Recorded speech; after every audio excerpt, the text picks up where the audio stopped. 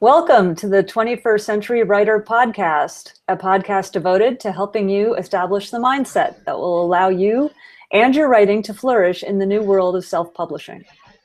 I'm Diane Patterson, a novelist and blogger, and with me is... I'm Hannah Steenbock, a German author, coach, and EFT practitioner. And this week's topic is traditional versus self-publishing, or why has John Scalzi's New Deal seemed to make everyone kind of crazy? But first, what's been up with Hannah this week? Hannah has been fairly busy. I probably already talked about this project, but it sure caught up with me with... Oh God, this is the Horsey anthology, as I like to call it. It's what? Actually called Horsey, like horses. Yeah. It's a German anthology where magical horses like centaurs, pegasi, whatever, unicorns, meet with a teenager and they have an adventure together, and then this magical being disappears again. And it's an anthology project that I initiated, I don't know, 7-8 years ago. And it finally came home to roost, and we're almost done. I just did the proofing this week, and then I realized that the little short bios that we have in it for every author were severely outdated, so I sent out another emergency email telling people, you don't want this published, give me your new bios.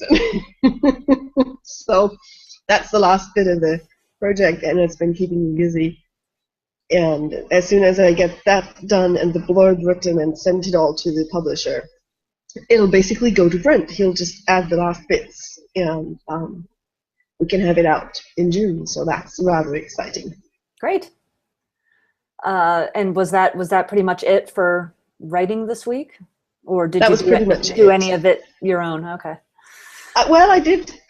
Just today, I used some spare time I had to try out Libby Hawker's shot method, because I have an old German novel that I need to rewrite and get focused.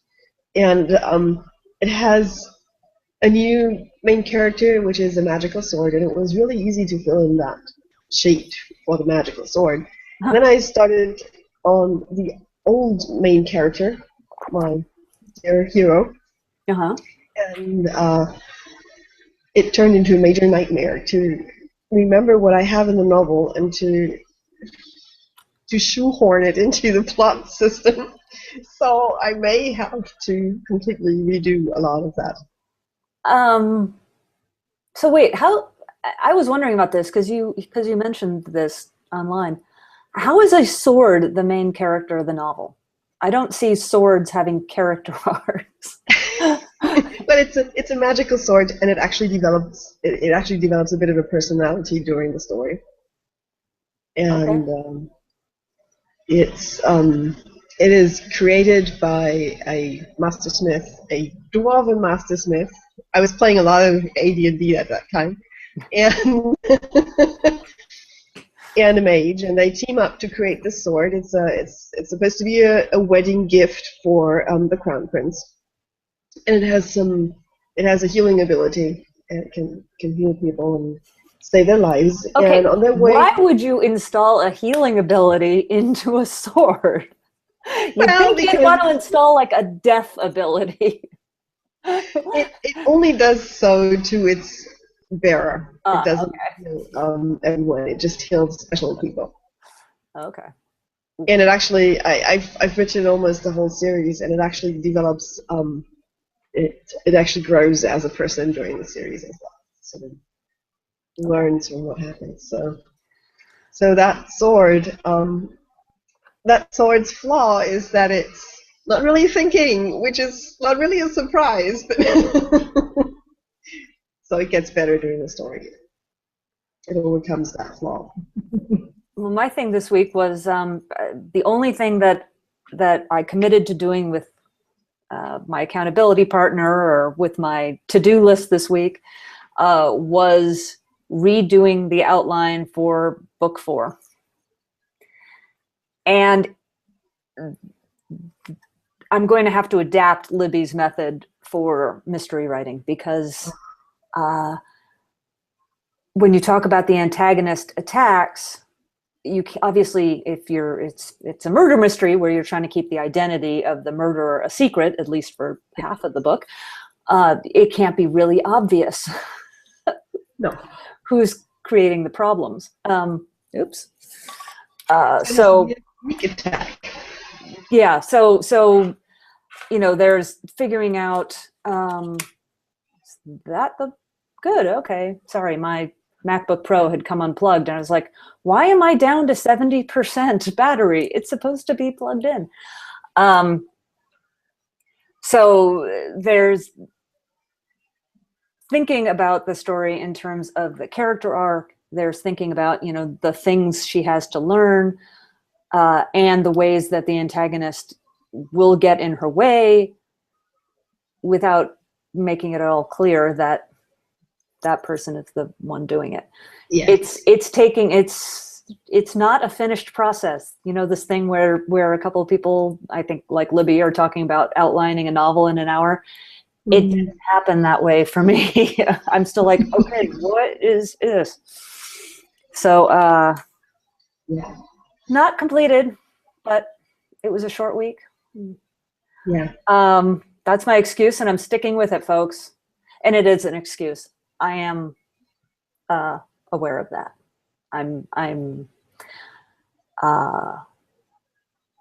Well, we can get into that too, but there's the whole, I choose to pursue my self-publishing career in this way because if I put too much pressure on myself, I become a mess in the corner of the room. And we don't want that. No. So that was my week. No actual writing. And there's, even while I'm doing this, even while knowing that I need to develop this process because the way I have been doing it for novels is not working for me. It's okay. I'm accepting that. It's not coming naturally yet. And that's something we should work on. I still have the idea that following something organically is artistically superior to planning it out. And it's ridiculous. Because that is a mindset thing. Yes. Oh, wow, is that a mindset thing? It's kind of like the people who say, well, if you wrote that book fast, it can't be any good. Yeah. That's a real popular one. But yes, so I know I'm fighting against that. Well, I mean, I think it's natural. It's even if it's part of even if you're in the growth mindset, it still is natural to have a rough beginning. And I mean, Libby's system probably works for mysteries with some adaptations. Yeah. And so maybe the antagonist attacks is sort of a chapter header that doesn't work for mysteries. Maybe it needs to be something like the antagonist reacts, the antagonist obfuscates, the antagonist well, how I'm trying to look at it is like each of those clump. She has some term for it, but the clump of new plan, antagonist attacks, revisit. I am looking at it as why is every time she, my main character, every time she finds something, make things that much worse for her instead of make it that much better. Yeah, and I mean, you could have the antagonist attack like by proxy, sort of just showing the effects of his or her action. Right. Because you want to hide the actual antagonist. So basically, you need to know in your head what the antagonist does, but in the novel, you only see the results. Right. Is that? Yeah, and mysteries lend themselves really, really well to hardcore plotting. Yeah. Yeah, if maybe a softer mystery can be more freeform, but really, if you want to layer stuff throughout, one thing I was really happy about is I'm like, oh, all of these things that I was trying to cram in there really do fit. I Yeah. just need to concentrate on the theme to avoid them sort of spiraling out of control. I'm like, okay, good point. So, I and like that. I like that. I mean, yeah, I really think this is just the initial struggle. I mean, I couldn't finish the plot thing for my original main character either. So I really need to dig back into the theme and get clear on that, and then see how I can use the scenes that I already have. Because I don't want to throw away all these side characters and yeah. all these things that I thought up. I may have to rewrite the whole thing Now, anyway. But Hannah, sometimes you just got to throw stuff away, kill your darlings. my beta readers love it, so I'm torn. I'm Oh, really torn. But I need to spice it up. I need to make it more cracking. But anyway, so what I was saying is, I really think this is a learning curve. We're on the first time. It took both of us right. to actually try and use that system, and I think it's normal that you kind of stumble through it the first time around. Yeah, because it's as with anything else. One of the other things I did this week was I went back, inspired by Libby's book, and read Anatomy of Story by John Truby. Mm. There's a lot of great stuff in there. Okay. There's also a lot of, we are going to shoehorn every story into my exact system no matter what. Like, Yes. really, that one scene, okay, does all of those things, and this story, it doesn't happen in the order that you said it absolutely has to happen, but that's okay. Yeah, I'm sometimes wondering if things can get so detailed that it almost becomes like astrology, where you could fit anything into it if you try hard enough. And I think people get proud of their systems and want to defend them, Sure. and so it's hard to say, well, I have a system that works 80% of the time, and sometimes books don't work that way, and they still are bestsellers, and that's just the best I could do. Yeah.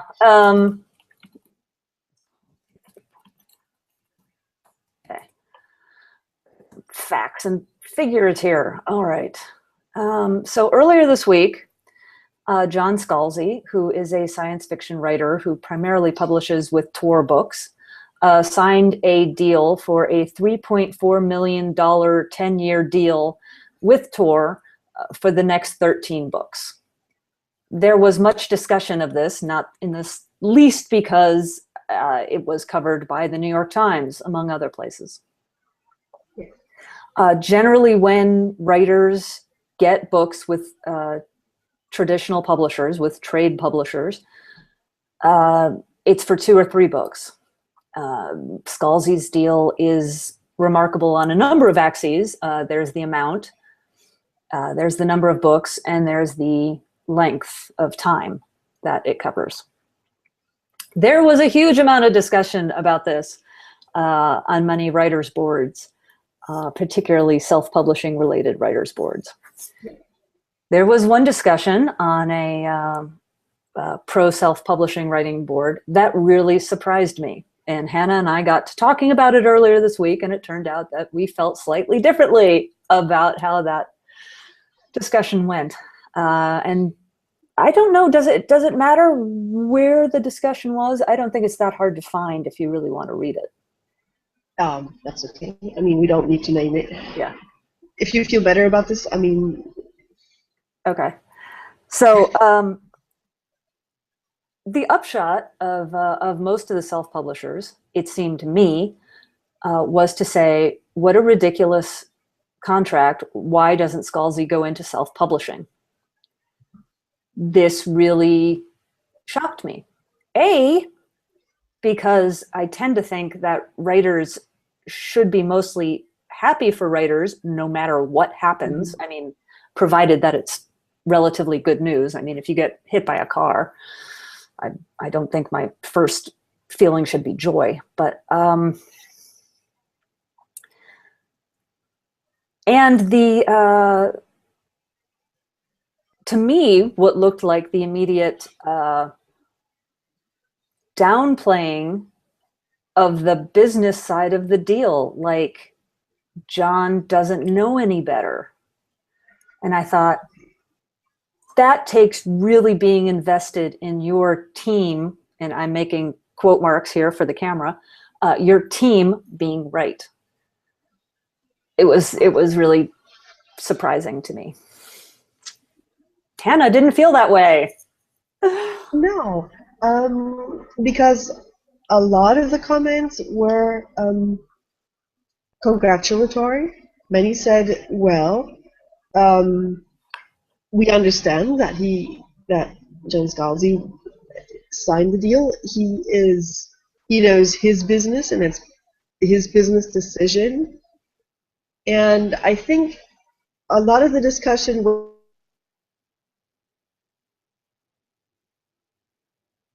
Hello? And Wait, Hannah, okay. Hannah, sorry, Yeah. I'm gonna have to mark this somehow. You disappeared there for a minute. Yeah, I saw my video freeze, and I hope the recording fixes it, but Okay. we'll see how that goes. Cut.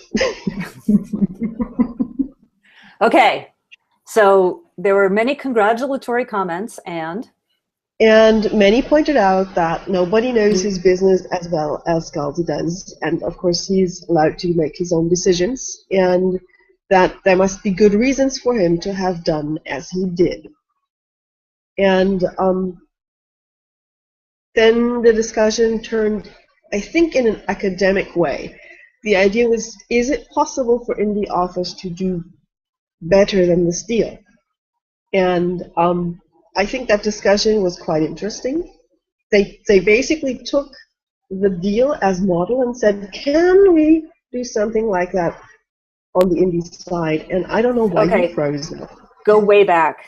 You were you were frozen for a long time there. Okay, I'm sorry. Starting over from your impression of the discussion. Well, I read the whole discussion, and I had a different take. It might be a cultural difference. Maybe I'm just reading things differently. But I thought a lot of people congratulated Scalzi on his deal. And many defended him and said he knows his business best. And he certainly made his decision after a lot of thought. I don't think nobody said he was being an idiot. I think you need to go back and reread it, but go on. Yeah. Well, I actually reread parts of it this morning. And actually a lot of people congratulated him on that. It is definitely a deal that changes how business might be seen with traditional publishing. And then, of course, the discussion turned to, this is what he did with Tor, 3.4 million, right? Which, of course, he won't get everything of. Yes, no, he will get that. I mean, he has to provide them with 13 books, but he will get 3.4. Yeah, well, he'll have to share with his agent. He'll have to, but basically, anyway. So they took that apart a little, but then the idea, the question was, would it be possible to do the same as indie author? Like, make as much money either in the same time frame or with the same number of books, and how many sales it would take. And they actually named a few self-publishing science fiction authors who earn more, who sell more. than John does. And I mean, I think this is. Okay, and then the discussion turned to something else, which is a really political aspect of the whole thing, because some people said this is a decision by Tor to bind John Scalzi to them, to sort of ensure that these books get written for them and not self-published, which is an interesting take. I never thought about that. But they talked about locking in authors in long-term deals to keep challenged with the traditional publishing, which is, I think, a much more interesting topic on, whether he did a right decision or not. I mean, that's his decision. We can't really. Well, can't really I don't know how many. Are there many traditional writers getting deals of this length? No, this is the first. This is the first, and it's. Well, I remember somebody getting some long-term deal. It wasn't for this much money, but somebody had a deal for like 10 books, something crazy. Yeah, I don't remember that. But I was really surprised by the number of people who say that they're making more than Scalzi is, because let's say 3.4 million for, let's keep the math easy, 10 books. That's $340,000 advance per book, and of course his agent gets 10% of that. That's the advance. Right. I mean, he's in every bookstore in the country, and when you realize that paper books are still 50 or 70% of the market, that's nothing to sneeze at. No. What he's making from ebooks is not the whole pie. That doesn't include any of his foreign language rights, which are considerable. And actually, he kept those rights. He did not sign those over to Tor. That's right. So that pointed out in the discussion as well. He kept movie rights. He kept audio rights. He kept international rights, foreign language rights. So that people said that was a smart move. Well, of course it was.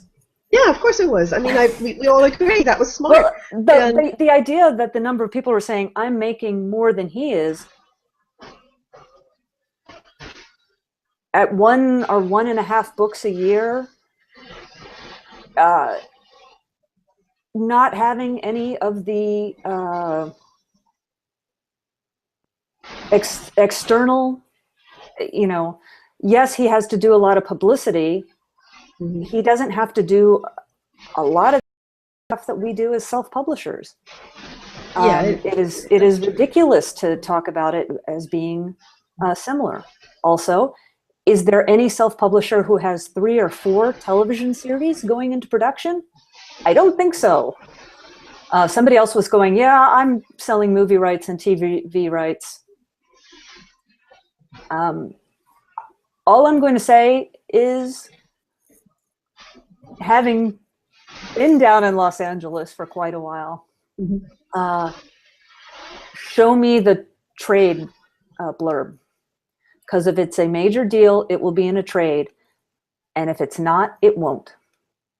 And really, that, when people start talking about their movie deals, tell me the production company. Because any Starbucks you go into, you say, who here has a production deal? Everybody's going to raise their hand. 98% of them are not significant. But you see, I kind of liked the whole idea of simply looking at it, saying how many books does an indie author have to write to generate the same income? How much work would it be? And some said yes, it won't. 1.5 books or 1.3 books. Yeah, it was something. Yeah, won't be enough for me to earn the same amount of money per year, and so I thought it was just interesting to see the comparison between that kind of deal and what indie authors consider themselves capable of.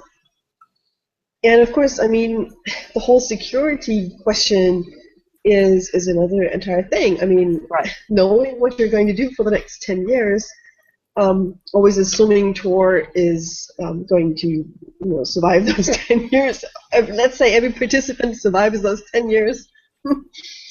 We never know what happens, but let's just say it works out, and he delivers his books, and he gets the money, and everyone is happy, and everything works out well. That's a heck. That's you can't have better job security as an author. So that's why I was really stunned by, and there were a number of people saying that this was a bad deal. What?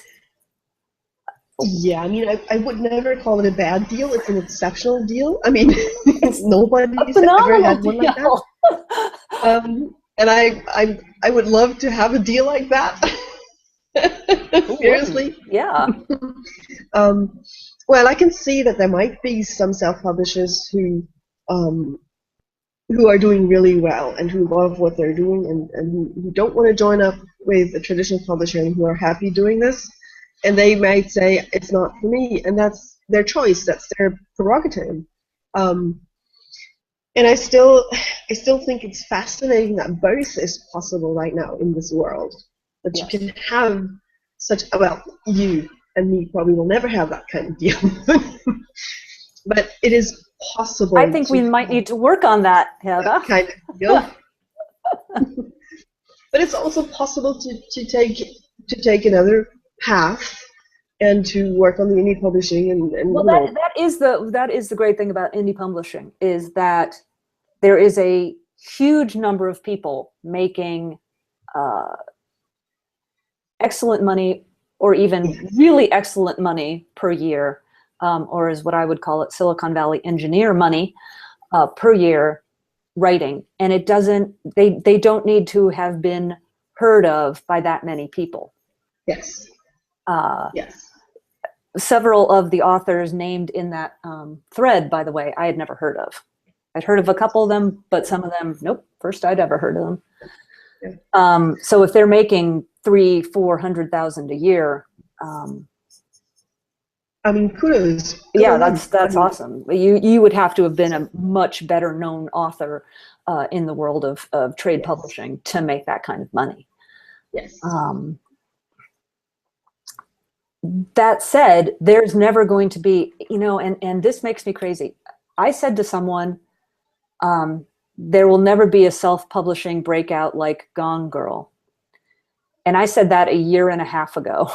Mm-hmm. Gone Girl is still in the top 100 on Amazon. It was published 3 years ago. The movie's already come out. And everyone goes, well, what about Wool? Yeah. When you talk about 3,000 books being published every day, most of them self-publishing, and Wool came out 2 or 3 years ago, and you have one example? No. Not to say you can make a tremendous quantity of money in self-publishing, not needing to push as many books as you would in trade publishing. Yeah, that's really simple math, because an indie publisher earns more per copy sold, unless they do it really stupidly. But usually, because a trad published person receives percentages, and in the author too, but the percentages for indie authors are much higher if you do it in any clever way. So.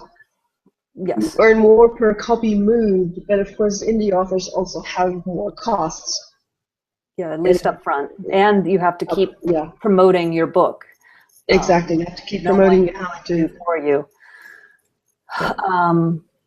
Also, because Amazon is creating a stranglehold on publishing. Now, I would just like to remind the audience who may not know this, but when Amazon first moved into self-publishing in a big way, they offered 35% royalties. It wasn't until Apple entered the game and said, we are offering 70% royalties, that Amazon upped the royalty rate between $2.99 and $9.99.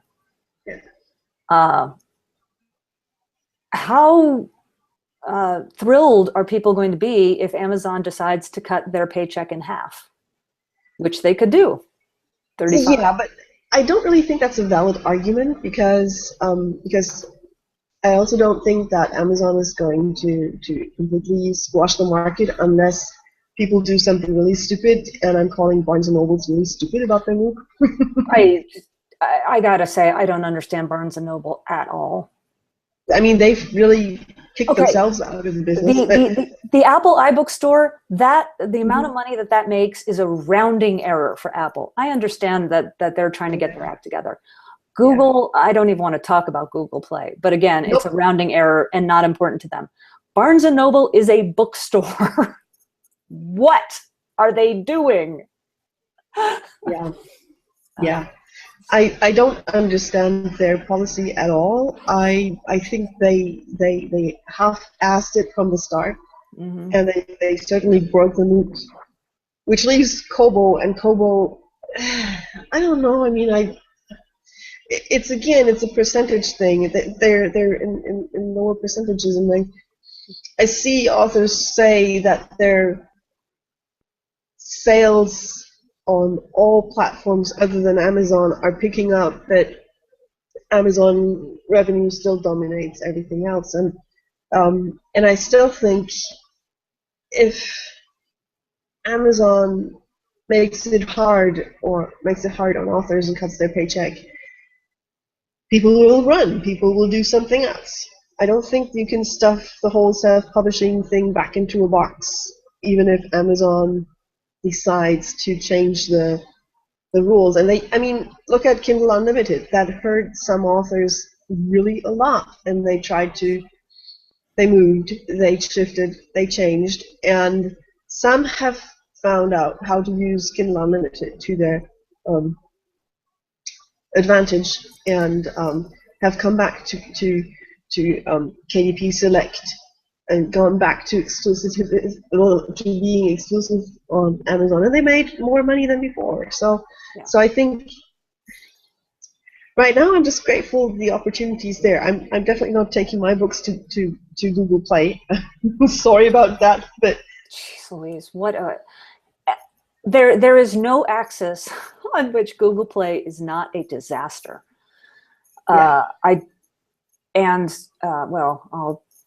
I'll leave it until we're off the air, but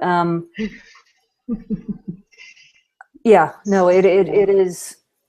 In case you don't know what we're talking about, in addition, so Google Play is Google's store for apps, books, movies, TV, kind of like the iTunes store. It is so simply getting your books up there is a pain in the tuchus. That's another thing I'm really astonished by. Why isn't everybody as easy as Kobo at getting a book up? You know, Kobo really has that streamlined. It's like, look at that, guys. So just getting your book onto Google Play, you will find if you hit many self-publishing sites, you will find step-by-step instructions on how to navigate the Google Play upload nonsense to get your book up there. Okay. Whether or not you've got your book up there, pirates have run rampant on Google Play, uploading other people's books, covers and all, and collecting the money.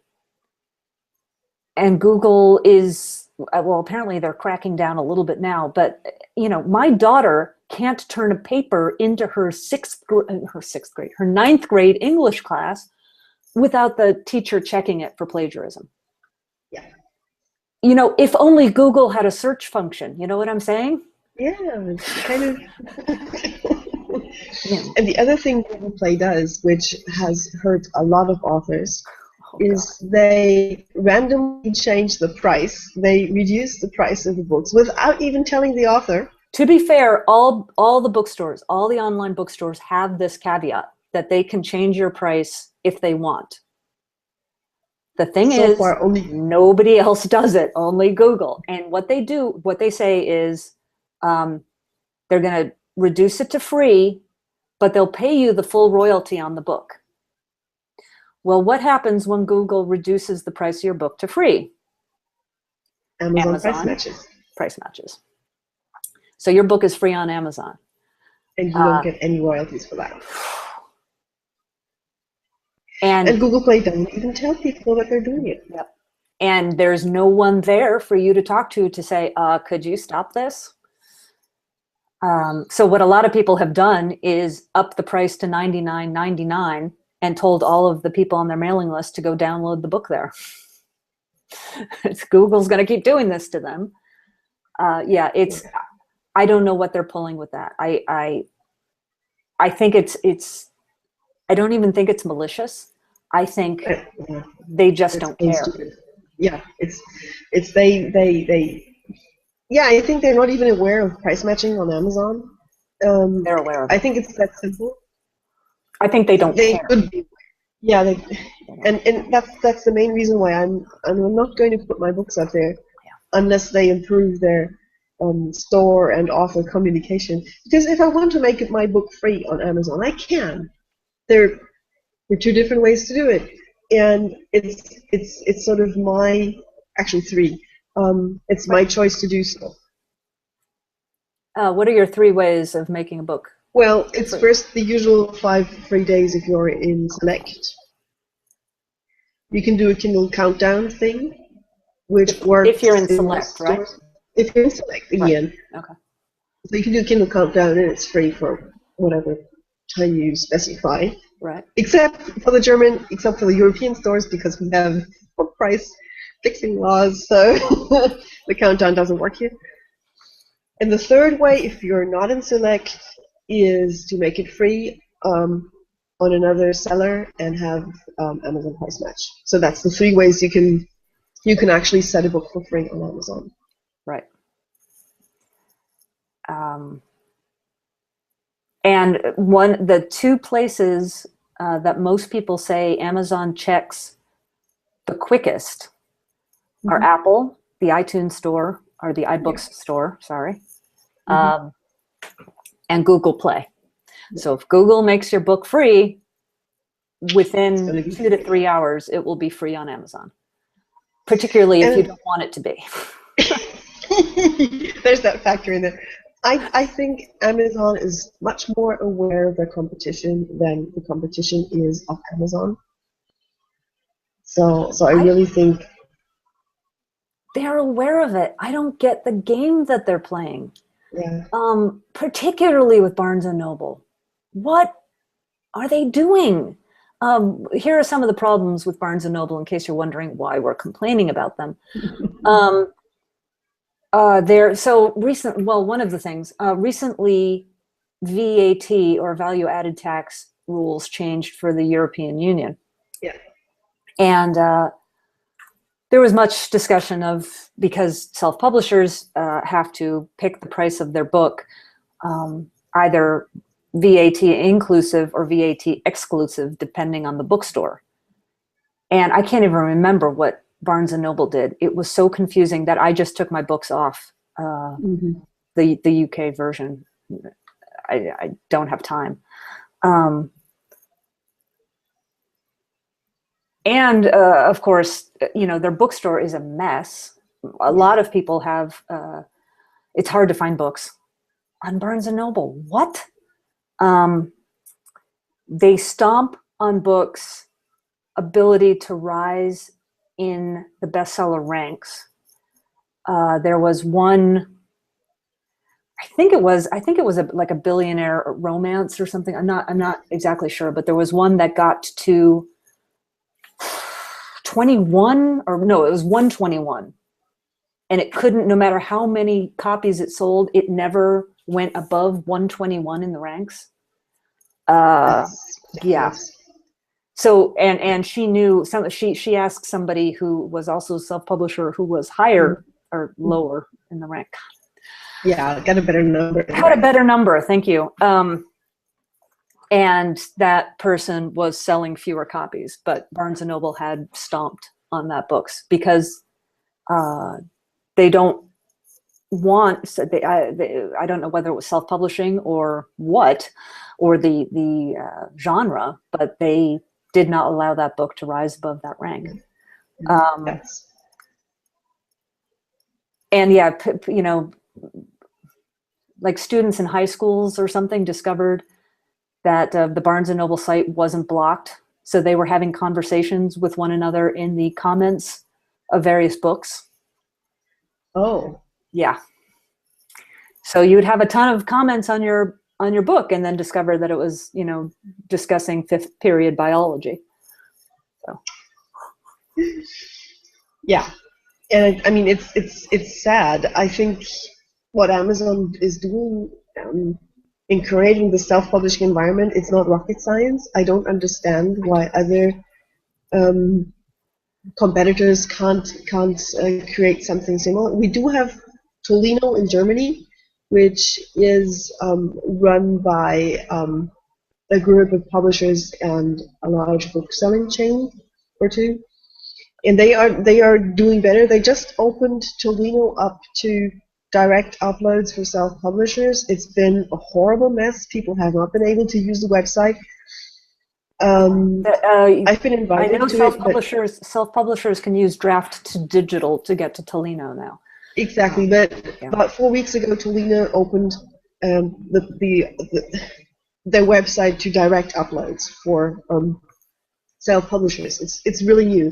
And I've been keeping up on it in a couple of Facebook groups of German self-publishers, and they all said it was a horrible mess. They couldn't upload it. They tried dozens and dozens of times, and once in a while they got a book uploaded, but it took days and days. And they haven't really been improving their interface. So I have one book that is not exclusive, and it's on Tolino through Draft to Digital because I'm not going to bother with that interface. Well, that's, again, one of the things that makes Scalzi's deal, see, we can stay on topic, Scalzi's deal pretty good. He doesn't have to spend any of his time dealing with this. There is a little minion at Tor who will, and of course, I'm sure Tor doesn't have to deal with this. But probably not. You have to factor this into your planning your time.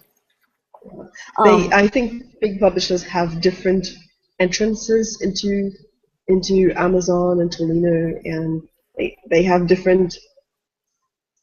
What's it called? I don't know. Anyway, they don't use the same interface as the indie authors. So they have different. And I don't believe for a second that anybody is uploading traditional publishers' books to Amazon or to Google Play and getting away with it. We really are treated differently. Yeah, I think we are. Yeah.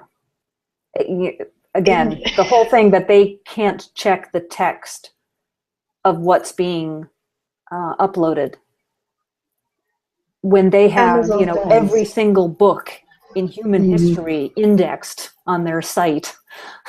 Oh, Google Plus, yeah. I mean, Google Play. That's ridiculous. Well, Amazon too. I mean, Amazon has been known. There is nowhere near as much a problem with Amazon. Please, I'm not confusing the two, but there is stuff that has gotten by with Amazon. And I'm like, guys, you should have this one. You should have this sussed out.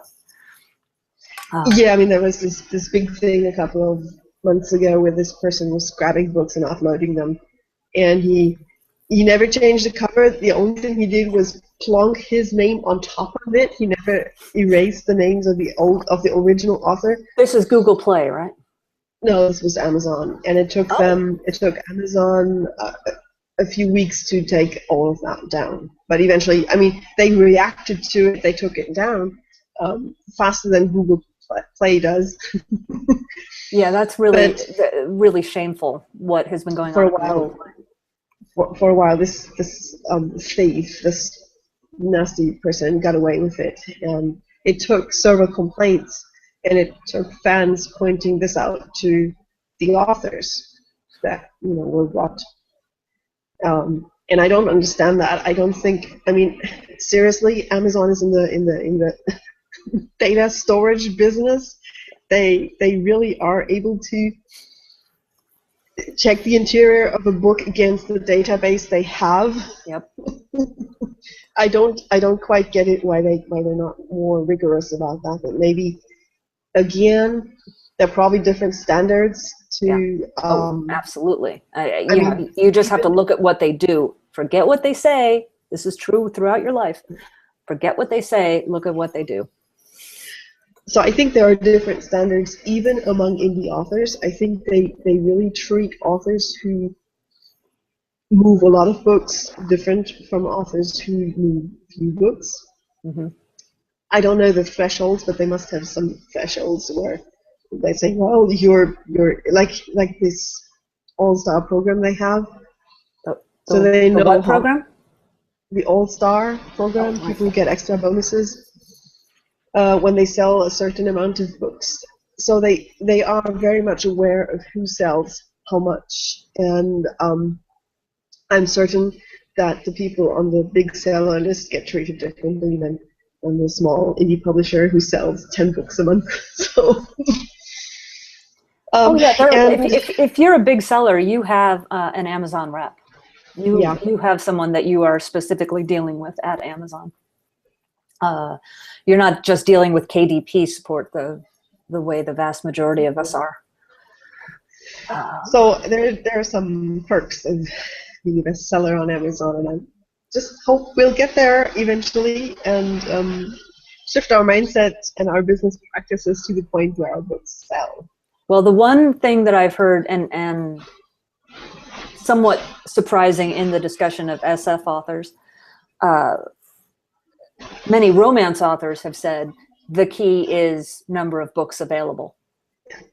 That it's really not. There are a few breakout books. Don't get me wrong, there are, but for the majority, it's number of books that you have out, particularly in a series. Yes. I think it's true that series are key to success on Amazon or in self-publishing, and probably the number of it. And I'm actually just now changing the first book in my series to reflect the fact that my second book has been released, just in the back matter. Mm-hmm. It's really funny. I had this little ad saying second book coming soon and had a nice picture in it. And at least 2 readers told me, "Oh, I didn't even realize it was already out. How great!" And so I'm changing that to keep on reading. Here's part 2. So yeah, there's one author who finishes at the very last page, and then they wrote off into the sunset. The end. Break. Read the next book in this series. Same page. Not even books in this series or anything. Same page. Want to read the next one? Here's a link. Go to it immediately. And I think I can't. I don't want to do that, but I would put the link on the next page. Seriously. Okay.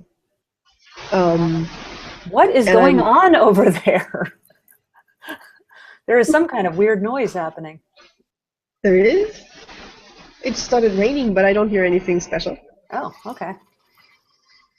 There's nothing unusual, so maybe it's the World Wide Web peppering our podcast with... Well, yes, Google Hangouts has not been our friend today. No. Okay. It's all part of the process. It's part of the process. We're all fighting technology, and indie authors more than others. I love technology. I have always loved technology. There is no time in history that I would rather be living in. Seriously. Yeah, I love it. And I'm going to mute myself because I feel a sneeze coming on. Okay. Well, while we're doing that. It's better. Okay. So, what are we going to talk about next week then?